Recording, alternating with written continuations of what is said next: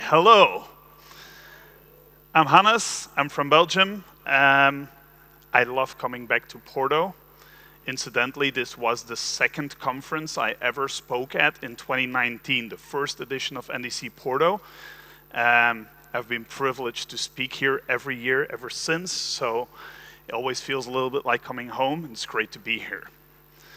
I also fully realize that this is the last slot of the day and I'm standing between you and karaoke. So that's a bit of a scary position to find myself into. But at least they've given me a bit of time to talk about building careers. And to give you a little bit of context, a lot of my job evolves around building other people's careers. And when I was making this talk, it's like I need it to be a little bit less boring. So I'm also going to be talking about Mario Kart. And Mario Kart, for me, brings back childhood memories. And a bunch of years ago, Sinterklaas, which is our Belgian version of Santa Claus, brought my kids a Switch. So we started playing Mario Kart together as a family, which for me brought all of that back. And I made the connection like, yes, I can bring Mario Kart into the career talk and it'll make it better. So I'll let you be the judge of whether that worked. So, when we talk about careers, the first thing we usually think about is success. And this is where I'll tell you a little bit about myself. My name is Hannes. I work for a company called Axxes in Belgium. For them, my official job title is I'm the head of learning and development. I'm also the coach for 66.net developers, luckily not all by myself, but it all falls back on me. I have a beautiful wife called Barbara, and I have 3 beautiful children called Arne, Joren, and Marit. When I graduated, I combined 2 majors in my last year. I'm an international conference speaker. I'm a Microsoft MVP, and in my hobby, for those of you who were there yesterday just after lunch, I do build guitars. I can also talk about me in a different way. I'm not really the best programmer. There's definitely a lot of people at this conference who are better at the technical stuff than I am. When I was in high school, I was a nerd, so I was obviously bullied as well. Before I was successful in college, I failed 2 years in a row, like not graduate from that year. I'm a little bit overweight, as you can see. I had a severe burnout and depression in 2012. Usually, I used to wear glasses. I no longer need them because I have bionic upgrades now, but my eyesight was very horrible before. And sometimes when I'm parenting, I lose my temper. Now, one of these 2 pictures paints the picture of a very successful person, the other not so much. But I can assure you that they are very much the same person. They're very much me. And one of these 2 cannot exist without the other. Because all of the stuff that I failed at also made me successful, and all the stuff that makes me successful also affects failure in other stuff. So success is very much a matter of perspective, like the angle from which you look at things. And we are very unfortunate to live in the age of social media, because what do we do on social media? We post all of our successes and we hide our failures. But what's more is we also hide all the day-to-day business as usual, brought the kids to school, went to work, did my job, went back home. It's like nobody is posting about that. So it really feels, when you're looking at other people on those social media, it feels like you're comparing somebody else's highlight reel to your own unedited footage. For yourself, you see all the boring, you see all the day-to-day, you see all the failure, you see the success, but you're only comparing it to the highlight reel of somebody else, and that makes you feel like you're not succeeding. But that's not true. I can assure you, if you look at all these people, you will very much see that there are failures behind those successes as well, and that there is boring stuff that they're not talking about on social media either. So, when we talk about Mario Kart, and you're a little bit like me, and we want to define what success is, what you would probably do is you would go on Google and you would find a website called MK Leaderboards. And MK Leaderboards is the website where people can get verified lap times for certain Mario Kart tracks so that there is a worldwide ranking on who the best Mario Kart players are. And when I wrote this talk, the top dog in Mario Kart was Alberto, Spanish guy. It's like, okay, cool. Alberto looks really fast. Also nice, Belgian guy, 4th spot. Very cool. But you wonder, like, what does that mean? Like, how good is that really? So you do some more Googling, you'll find videos like this. And what you'll see is somebody with superhuman Mario Kart driving skills. If you look at this, like the precision of the cornering, always pushing everything to the edge, sometimes even jumping off the track to take shortcuts, like all of it is massively precise. So that's our definition of like success in Mario Kart. It's the best thing that you can possibly achieve.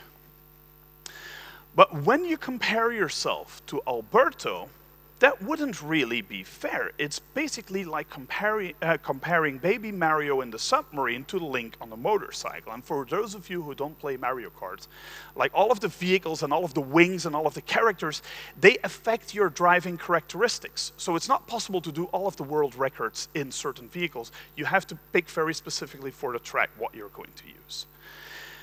So it wouldn't be fair to compare yourself to Alberto, and that's what we tend to do. So this is you. You're standing there and you're looking at Alberto's skill. And Alberto's skill is represented in this mountain that is in front of you. It's everything you want to achieve in your career or in Mario Kart. And when you look at this, Alberto is already there. And what is going to happen if you start playing Mario Kart non-stop tomorrow, if we talk again in 2 months, this picture will not have changed drastically. You will not have gotten so much closer. If at all, you will understand how good Alberto really is.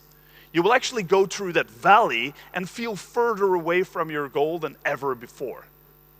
That's what's going to happen. And even if you do manage to make it to that top, Alberto's not going to be there. He's already going to have moved on to the next mountain, right? So you're always going to be lagging behind. So comparing yourself to somebody else is not a very good way to figure out how you're going to be successful. Because if you compare yourself to others, you have to take into account all of the factors that play into that success. Talent is a huge factor in success. Some of us are born with more talent than others. That's something that we have no control over. Some people have had different experiences in life that brought them closer to where they want to be.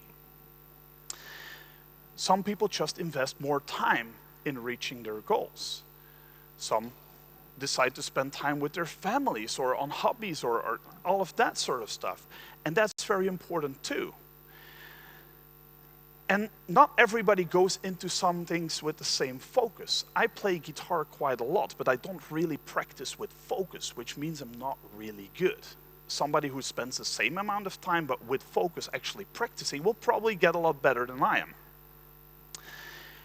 And all of us have different opportunities in life and different amounts of privilege. I am very lucky to be a white male software developer in Belgium. That's life on easy mode, right? But not everybody has that amount of privilege in life. So unless all of these factors are equal, you're never gonna be able to compare yourself to somebody else. And in software development, that probably means that you're competing against a 30-something bloke who's living in his mom's basement, who doesn't have friends, who doesn't have hobbies, who spends all of his days programming, and was born with an insane amount of intelligence, right? It's never gonna be fair. If you're living any sort of life, you can never compare yourself to that person. So we're gonna need another way to figure out where we need to go in our careers. And the way we do that usually is going through goals. But before we think about goals, I usually think about where do I see my career go in 3 to 5 years. And 3 to 5 years is a window that works extremely well. it's long enough to achieve meaningful change in a career. You have a couple of year cycles that you can do. It's close enough to actually be realistic to think about, because in 5 years, our industry will have changed. We don't even know what AI is going to do to all of our jobs. Technology will change. You will change. You will figure out what you like. You will figure out where you want to go. Your direction is going to change over those 5 years. So it doesn't really make sense to think about where you want to be in 12 years, because today's you cannot realistically reason about that.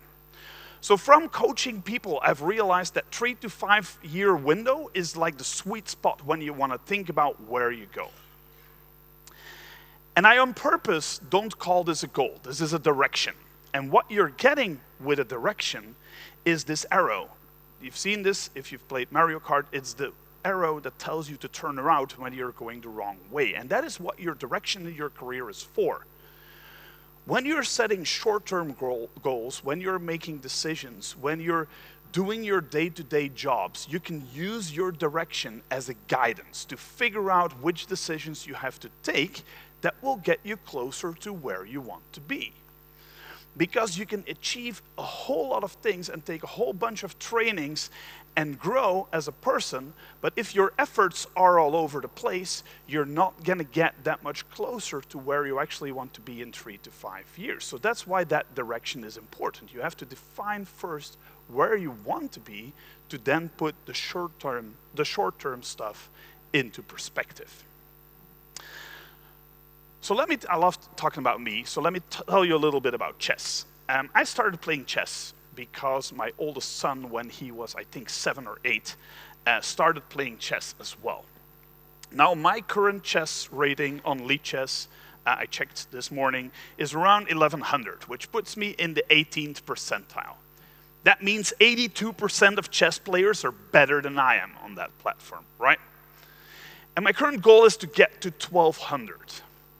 Now, to put that into perspective, Magnus Carlsen, who is the Alberto of chess, is around 3000, right? So that may seem like it's not a very ambitious goal. But to me, that doesn't matter, because my direction in what I try to achieve with chess is completely different. I only started playing chess at a later age, in 2018, and my rating back then was around 800. And my biggest goal for myself was to show my son, who is highly gifted, who had never worked for anything in his life, who didn't have to apply himself in school, to show him what it is to work for something. And we started together. We both had little to no skill. And my goal was to work harder than him and to stay ahead of where he was, so that he had to apply himself to beat me. And that worked beautifully well until COVID, when all of the stuff became online and he couldn't go to chess club anymore. Like, he didn't have the motivation to keep going. And I didn't feel like pushing him because he was already behind his laptop all day for school. But my goal was accomplished. I accomplished what I wanted to reach. I even ended up teaching little kids chess in our chess club. Not really good. I love playing though, and I still play. My son stopped, but I still do. So I can still beat him today. If he would apply himself for 3 months, he would probably beat me and I would never win again. But at least I achieved what I wanted, that was to make him work for something. And it's like that in a lot of things. So comparing yourself to somebody else in that whole thing doesn't work. The only thing you have to look at when you're setting directions, when you're setting your goals, is yourself. You're going to compare yourself against yesterday's you, and you're going to make plans for tomorrow's you. But comparing yourself to your colleague is only going to get you frustrated, and it's not going to get you closer to where you want to be. So let's think about goals. And I know this is extremely cheesy, and if you've taken any sort of self-management course before, you will have heard this before. But Mario Kart does have the answer. It's SMART. If you're setting goals, you better make them smart. And that actually does work. When you reflect on these 5 terms when you're setting a goal, it makes the goal much more easy to work with. SMART stands for specific. Getting better at Mario Kart, not a good goal, right? Getting a better lap time on a certain track, much better. Getting a very specific lap time on a certain track, that's good, that's specific. I want to be under 2 minutes on that track. Great. It also has to be measurable. It's like a better lap time on the track, not good. 2 minutes, great. It has to be achievable. If your measure is Alberto's time, not really good. It's going to take you years, and it's not something you can work towards. So it has to be an achievable goal for yourself to actually get close to. And it has to be relevant, and this is where your direction comes into play again. If you take your direction to value your goals, are they getting me closer to where I want to be? That's how you get very nice and relevant goals. And it has to be time-based. You have to decide for yourself when you want to achieve this goal. And it's not really that because you don't achieve it by this time, you will have failed, but it forces you to evaluate that goal at a certain point in time. I want to reach it by the end of next month. If you don't reach it by then, that's fine. You can then reevaluate if that goal is still relevant to you, if you want to continue work, or if you want to adjust it, or maybe drop it altogether. And that's why the time-based aspect is very important. So if you've ever seen this before, this is how you set good goals. And for a lot of people, if they set their goals like this, like midterm, like half-year or one-year goals, like great. And they know what to do and they start working. And for some people, they will take their direction and they will set those goals, and then they will be really intimidated by how much work it is. And it's very much like my son, who never applied himself to anything that he knew he couldn't achieve. So if he had to work for it, he would just not do it. It's like, no, I don't want to do that.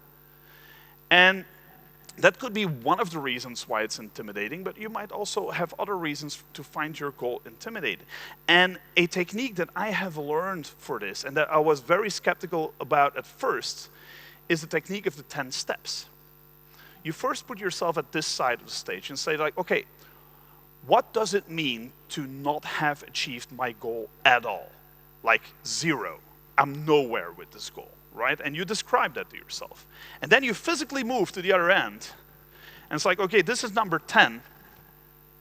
What does it mean to have fully achieved my goal? And you describe that to yourself. And then you estimate, where am I on the scale? Am I at 3? Because I've already taken some steps. I already have some skills. Okay, so you put yourself there. And then you try to define for yourself, what is the smallest step that I can now take in that direction? And that smallest step now becomes your new goal. Like taking that one step, get a success, like get a win, feel better about yourself. Yes, I'm closer. And this is all about making like progress sustainable. Because if you know where you're going because of your directions and your goals are good, every time you take a small step, you're moving forward. A career is not a race. It's a marathon. Most of you are going to be in this for another 30 years or so, right? So it doesn't matter. As long as you keep moving forward, you're going to grow. You're going to get better. You're going to get where you want to be. And it doesn't matter if it takes time, as long as you're making meaningful progress. And these very, very small steps are going to help you. And it can get you unstuck on the goals that seem daunting at first. And chances are, because you're all in tech, that a lot of your goals are gonna evolve around learning new things. Because our industry is changing all the time and we need to learn, we need to constantly absorb new knowledge. So figuring out how you learn is a very important thing. And there are many different ways to learn. You can obviously attend classroom training or workshops. For some people, single player works best. It's like, hey, pick up the technology and hack some code together and play with it. That's how some people learn. Other people learn best with others. So they'll pair program or mock program or maybe like attend a workshop together.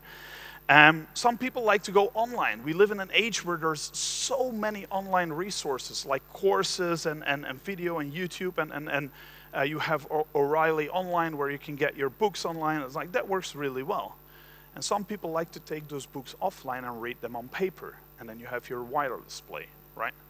So figuring out for yourself what works is very important. And there is no way of knowing unless you try a few things and figure out what works for you. For me, being in a classroom does not work.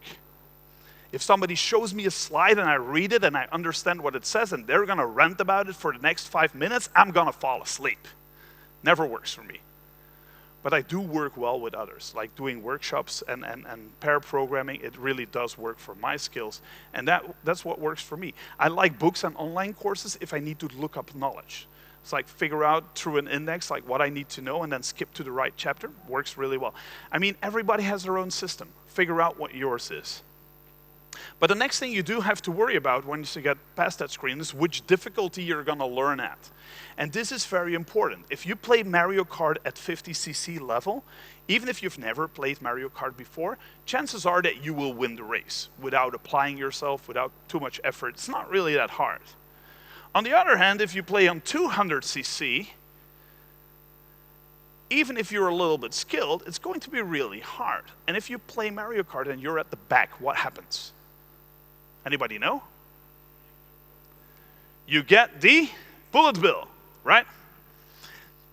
What this does is, it's a power-up you can only get when you're at the back of the pack. And it turns you into this cannonball that takes you to the front, and you can overtake others, and you can sometimes even win the race because of this. But you will never win the race on your own merit. And it's very much like that in real life as well. If you're in over your head, somebody has to pick up your slack, and that's usually your team. And if they're picking up your slack, you're not really learning either. And this is a proven fact. If you're too far out of your comfort zone, learning stops. When you remain in your comfort zone, you don't really learn either. So the trick is to be a little bit out of your comfort zone. And you go a little bit out of your comfort zone, you play at 100cc, for instance. And you feel that, okay, this is going well, I'm learning, I need to get to the front of the pack. And you can taste success the first time you finish second. It's like, yes, I'm almost there. I'm learning. And this is what learning is like if you are learning at the right pace. You feel like you're making progress. You feel like you have to push yourself, but you also feel like it's not out of reach. And at some point you will win and you will achieve the next goal, and then you can look around. And when you're doing all this, you have a direction and you have goals, and you're making them smart, and you're putting your small steps forward, and you're learning things, and sometimes your environment will work against you, and sometimes it will assist you. And I'm not saying your environment at home. I don't want any phone calls from angry spouses because you left them. I'm going to talk about work environments, right? So my previous employer, I felt a lot of friction. Like, I felt that I was not really going forward the way that I wanted to. We had fights a lot. And I started thinking about, why is that? This is 15 years ago. And this is when I did my first direction exercise. It's the first time I started making a 3 to 5 year plan for myself. I was like, cool, I now know where I want to go. So I'm going to talk to my boss about this. And I had that conversation with my previous boss. And at the end of that conversation, we didn't say it, but we both knew that I was going to change jobs. Because during that conversation, it became abundantly clear that my goals were not aligned with that company's strategy, and that he wasn't willing to support me on that. So it took me a while, and I started looking for a new job. And when I finally switched, I switched to a company, and it helped me a lot that I had this 3 to 5 year compass, because that allowed me to talk to my potential employers about where I wanted to go and see if they were on board with that plan as well. And I switched to a company, and that was when I switched to Axxes. I switched to a company that actually supported me on my goals, and where my goals were actually aligned with the company's goals. Where me achieving my stuff was actually pushing the rest of the company forward as well. It was also a company where I could be myself, where being loud Hannes was not something I had to hide, but something that was a strength. And it sounds extremely cheesy, but it is very true. If you are in a workplace where factors are working against you, it becomes extremely hard to apply yourself and to move forward. Because if you can't be yourself, you're always worrying over that, which means that you're not putting your full focus on moving forward. If you're not working with people that inspire you, you're just going to drag yourself out of bed and go to a job that you don't really appreciate either. If you cannot align your own goals with where the company is going, that's going to be very hard as well. If there isn't a long-term vision, it's the same thing as with your career.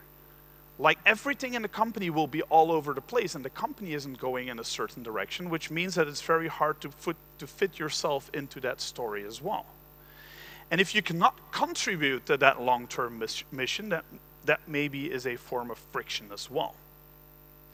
Compensation is a very big one. If people are worrying about their paycheck and they feel like they're undercompensated, they're usually not productive members of the team. So making sure that the comp packages in the companies are okay is very important. Also for me as a coach, because I cannot coach people who are unhappy about any of this. Like my first job is to get all of that out of the way so they feel comfortable, because that's only when I can start moving their careers forward. And comfortable is very important. It can be about a lot of things. It can be about physical things like having decent office chairs, or like the commute to work. Like a lot of things can contribute to people being comfortable and uncomfortable. And if you feel like this is your source of friction, consider at least trying to solve it where you are, and if not, it's time to move. And I don't want you quitting all of your jobs, so talk to your boss first and see if you can solve it, right? Well, when you find the place, and it's very cheesy, but when you find the right place, it feels like you amplify each other. It's like having a good relationship with a spouse, having a good relationship with your boss is something that definitely does happen. I've been with the company 12 years, I still feel very at home. And my 3 to 5 year plan is in place for the next 5 years as well, and I see myself there. Have there been rough patches? Obviously, but I mean, you find a place where you can thrive and be yourself. And this is a little bit of rant time for me, but it's a pet peeve. Hardware is a huge frustration in the tech world. And the reason that I find this the most ridiculous thing is, like, in Western Europe, the wages of your developers are going to be so much higher than the cost of a decent laptop. Yet some companies decide to give you crap stuff to work with. Now ask a plumber how much money is in the back of their van. For the people who were in my talk yesterday, the amount of woodworking gear that I have in my garage for my hobby is a multiple of what a high-end desk setup would cost to do my actual job on. Hardware is an afterthought. I mean, you should give your developers decent laptops to work in, because otherwise it's just a point of friction and they will be frustrated about that. They will not be moving forward. In Mario Kart, we also have hardware. We have these now, which are little go-karts with AR cameras, and you can race through your living room and you can actually see out of the camera with augmented reality on your screen. It's great. It's about 120 euros a piece, I think. Let's get back on track. Let's think about careers. And a very big thing about careers is branding yourself. And who was in the imposter syndrome talk earlier? Some of you were. Heather has a great talk about branding yourself as a developer, but I'll give you a short gist of why it is important. It doesn't really matter how much great work you do inside your team, how much great work you do behind the scenes. And if nobody knows about what you're doing, talking about that next promotion, talking about that next pay raise, talking about that cool project that is coming up that you may want to lead is not going to go over that well. Because if nobody knows what you're doing, they're not going to consider you for all of those things. So you can very easily summarize it like, do an awesome thing, tell people about it. Do another awesome thing, tell people about it. And the thing is, you don't have to toot your own horn the whole time. But to give you an example about me again, the fact that I'm on this stage is about me branding myself.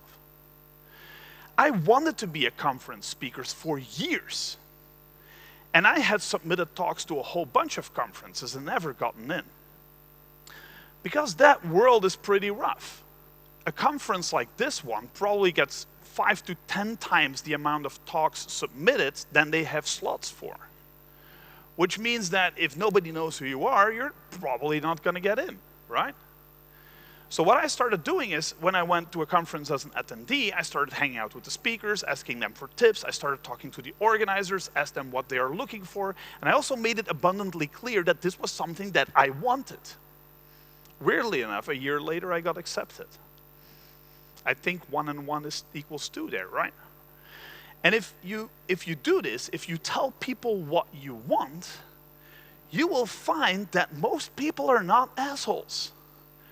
If you tell people what you want and where you want to go, usually they will want to help you. So if you want to become a speaker, like, come talk to me later, I'll give you some tips. But I mean, for a lot of stuff in your career, if you want to move forward, just tell people where you want to go. Make it visible. Also tell them what you did so that you can get considered for that promotion, so that you can get considered for that pay raise. Because it all pieces together. If you're invisible in the corner doing your best work, a lot of your career is going to pass you by. And if you've got all of this in order, you've got a direction, you've got goals, you're learning, you're branding yourself, everything is going awesome, you can still get kicked in the butt by imposter syndrome. And those of you who were in Heather's talk know all about this, but I'm going to give you the short version. Imposter syndrome is where you feel like you don't belong, like you don't deserve what's coming your way. Yeah, I don't really deserve that promotion. I don't really deserve that team lead position. Ooh, that pay raise I just got, that's maybe a little bit generous. Maybe I'm not the one who should be giving this conference talk on people's careers. I mean, we all get this, right? We all have moments where we feel like we don't deserve the things that are coming our way. And it makes it really hard to thrive because you're wondering about what's going on. And imposter syndrome rears its ugly head. It's like Bowser being in the Princess Peach costume ready to eat you up. And imposter syndrome can be incredibly crippling. Now let me tell you, whenever I make a new talk, the first times I'm giving it, I get incredibly nervous about it. It's like, am I the person to tell this story? Is this story even good? Is this content even worth it? Are people going to want to watch it? It's like, all of that, every time, it pops in my head. And the weird thing is, like, I only speak about the stuff that I do. So if I'm doing it, I do know stuff about it, and I know more about it than some people. And obviously, there are people out there that know more than I do. But when I'm honest in my abstract, and you decide to come to my room to watch this talk, that kind of makes me qualified to tell this story, no? But that's not what imposter syndrome tells me. Say, no, Hannes, you're a fraud. You're on that stage telling a story you have no business telling people. And it happens, and we have that in our careers. It's like, yeah, why are they asking me this technical question? I don't know anything. Sure you do, otherwise they wouldn't ask you that. I don't deserve this promotion. Well, let me tell you, most companies, they don't hand out promotions that were undeserved. If they give you a promotion, you very much deserve it. So all of that is something you have to recognize, and I hope that by just showing you this, you will recognize it when it happens. You will have to recognize it, and you'll have to battle it. If you weren't in Heather's talk, you can find it on YouTube, watch it. She has a bunch of great tips to deal with it. But it's something that will throw a spanner in the works when you're trying to move forward. It can go to the point where it cripples you and it doesn't move forward. And if you're on a diverse team, imposter syndrome hits women way harder than men. So if you're working in a mixed team, tell your female co-workers 10 times as often as you would do your male co-workers that they're doing an awesome job. Because it will help them battle imposter syndrome as well. So, imposter syndrome is not the only thing that can happen.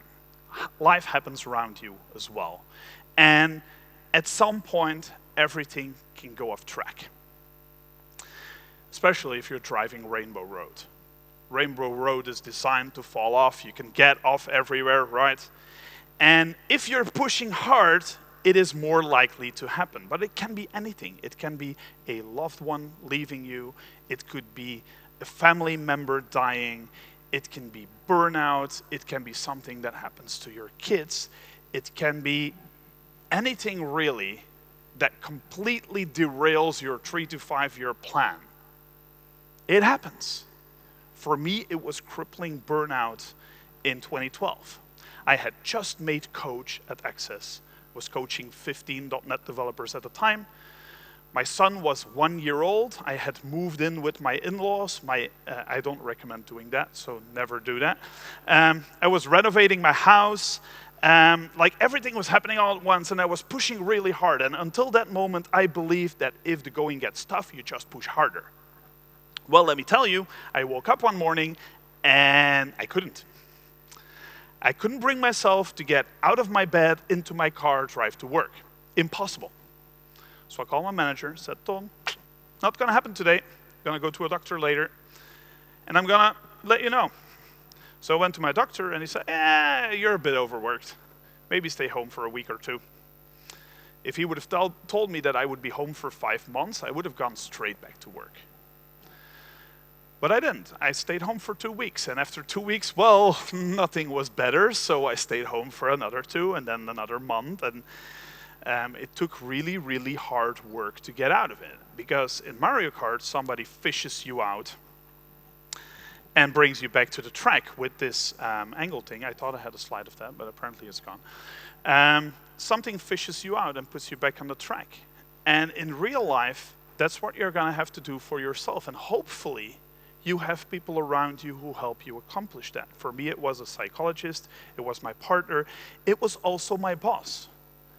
They never called me to ask like, hey, when are you coming back to work? They called me, hey, how are you doing? Can we do anything to help? Completely different message. So if you're ever seeing somebody who's struggling, like that's the kind of questions you should be asking. It's like, what can I do to help? How can we get you back on that track, put you back on the racetrack? And there are periods that everything is going to go wrong and you'll feel like you'll never recover. But let me tell you, after you've been fished back up, you may have to take it slow for a while. You may have to play on an easier level for a while. You maybe are going to play a little bit less Mario Kart for a while, and that's all fine. Because you can recover and you can get back out there. And a lot of the career that I just described happened after that burnout. Like none of it really affected my career. There was a year that it didn't really move forward. True. And it could have been 5 years. I don't know. It could have been a lot of stuff. But you easily forget that. Once you get back to work and you start doing the good things again, people forget about that burnout really quickly. If you're in an environment where they hold the past against you, that's a big red flag. So figure out for yourself if that is where you are, and then maybe it's time to move to a place where people are not going to hold it against you. But if you recover, it's going to go great. And especially if you remember all the stuff that I told you in this talk. Because you will get fished back up, you will be put back on the track, and you will race again. And you will get close to Alberto's time. Because that is what we do. We move forward. We want to race. We want to build our careers. And that brings me to the end of what I wanted to talk to you. And I'm going to release you in a second to go and do karaoke. But these are the things that I want you to remember from the story that I just told you. Success is a matter of perspective. If you look at others and they look perspective, know that there is a flip side to that medal. Find your direction. Make your 3 to 5 year plan so that you have something to hold yourself accountable to. Set smart goals. And if they feel daunting, make them smaller. Make it into small steps. Make sure you have sustainable progress. Learn a little bit outside of your comfort zone. Find a good environment to be in. Work on your branding. Make sure that people know what you want and where you want to go. Battle your imposter syndrome. And never forget that your life is more important than your job. There is nothing that is worth going through a burnout for. If you feel like you're getting into the first signs, take action. Being at home for 5 months with a kid and you have no energy to play with them is the worst feeling in the world. Don't do it, right? Also, don't live with your in-laws. But that's the story. That's the story I wanted to tell you today. Thank you so much for joining me at the end of the day, because it has been a very long day. You've been here since 9 a.m. and I'm going to let you do karaoke. My name is Hannes. I'm the head of learning and development at Axxes. This is my Twitter handle and my ICQ number. I'm trying to make ICQ great again. They have an app. It does work. Message me on it. It will get to my smartphone. Thank you so much.